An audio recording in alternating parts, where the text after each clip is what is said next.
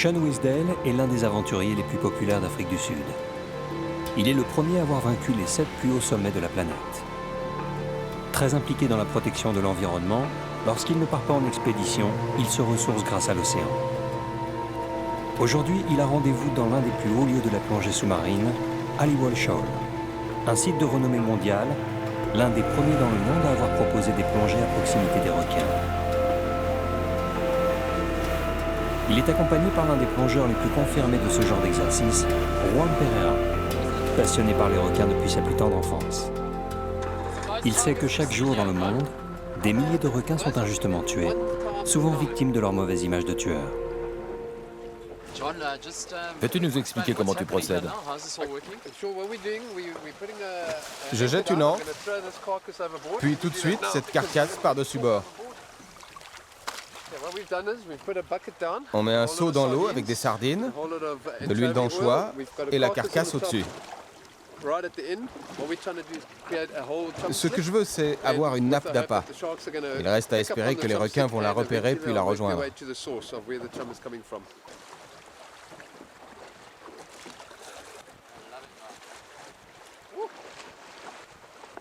Il n'aura pas fallu longtemps pour que les requins ne se dirigent là où Juan le souhaitait. Ils sont une trentaine à apprécier les appâts. Certains mesurent plus de 2 mètres.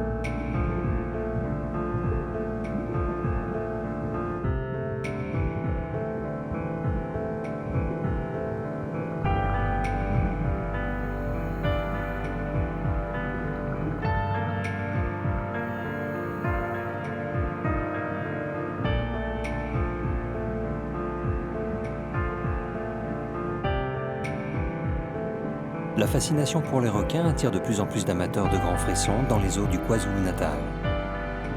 Ces plongées découvertes constituent aussi une ressource économique de 2 millions d'euros par an, ce qui agrémente l'ordinaire de la population locale. Nous pouvons donc parier que ces plongées ne sont pas près de s'arrêter, et tant mieux si celles-ci sont réalisées dans les règles et avec le respect des squales.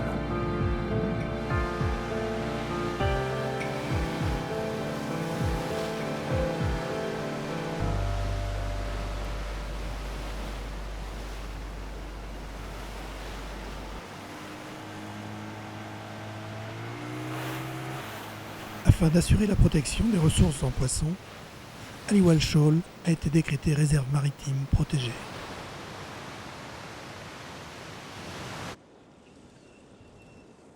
En direction du nord, un périple de 300 km, dont une centaine parcourus sur piste, nous amène à une plage immense. En la longeant, nous arrivons à Kosi Bay.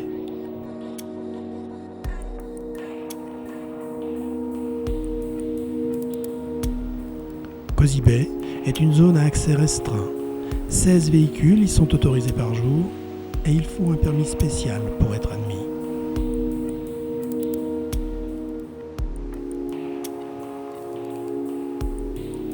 Ici, c'est comme un autre paradis. Pas de horde de touristes, baignade et plongée sans risque.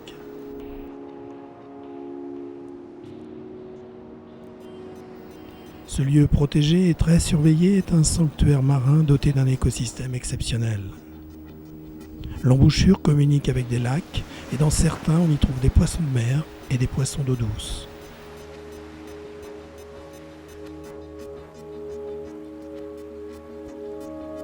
La préservation de ce lieu spécial est aussi très importante pour la population locale, les Tonga, qui sont les seuls Zoulous pêcheurs, un peuple qui pratique généralement la chasse.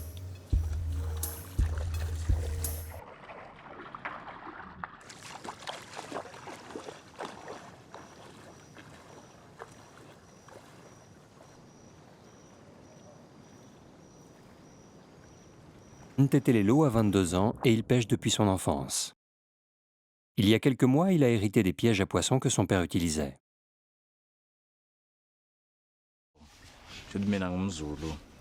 Je suis un Zoulou et plus exactement un Tonga. Je vis ici au bord du lac et je pêche depuis longtemps. Selon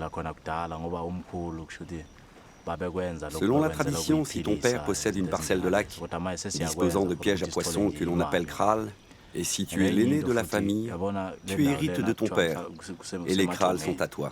Nous les Tonga, nous sommes un métissage entre Shangaan et Zoulou. Lorsqu'ils s'unissent, leurs enfants sont des Tonga. Nous ne vivons qu'ici à Kosi Bay et nous sommes très peu nombreux.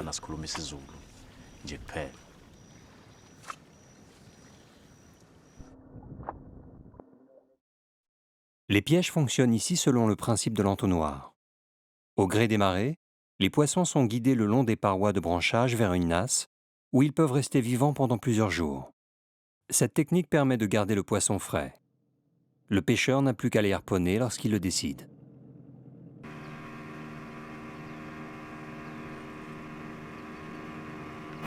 Joseph, lui, travaille au Kosi Bay Lodge. 2 fois par semaine, il remonte les lacs pour approvisionner le restaurant en poissons frais.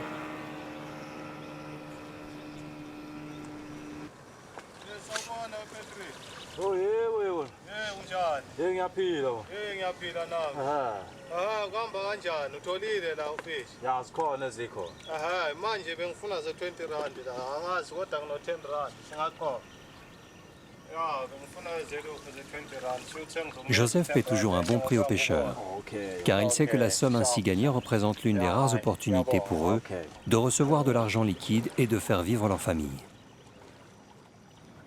Dans la matinée, Joseph achètera les poissons uniquement à 5 pêcheurs, afin de ne pas contrarier la fonction essentielle de cette pêche ancestrale, assurer la nourriture des familles.